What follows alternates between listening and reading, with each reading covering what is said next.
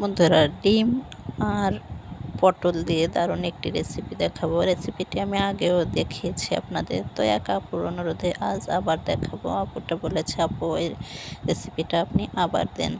তো যারা চ্যানেলটি সাবস্ক্রাইব করেন না, অবশ্যই সাবস্ক্রাইব করে দেবেন, লাইক শেয়ার দিয়ে পাশে থাকবেন, যাতে নতুন কোনো ভিডিও ছাড়লে আপনি পেয়ে যান আর শিখে যান দারুণ দারুণ রেসিপি।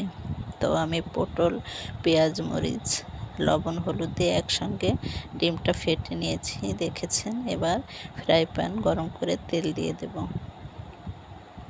অবশ্যই তেলটি গরম হলে এটা ফ্রাই প্যানে দিয়ে দিবেন। এই যে সুন্দর করে চামচ দিয়ে বসিয়ে দেবেন চারিপাশে, যেন এক জায়গায় পুরো না হয়।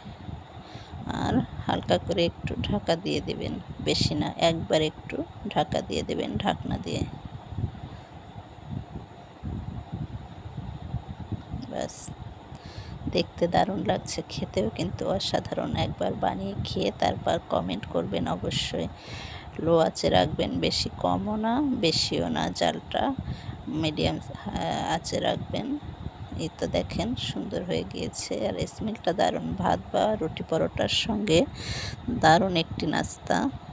তো এই যে উল্টিয়ে দিলাম, হয়ে গেল আমার পটল ডিম ভাজি বা সবজি ডিম ভাজি, যাই বলেন।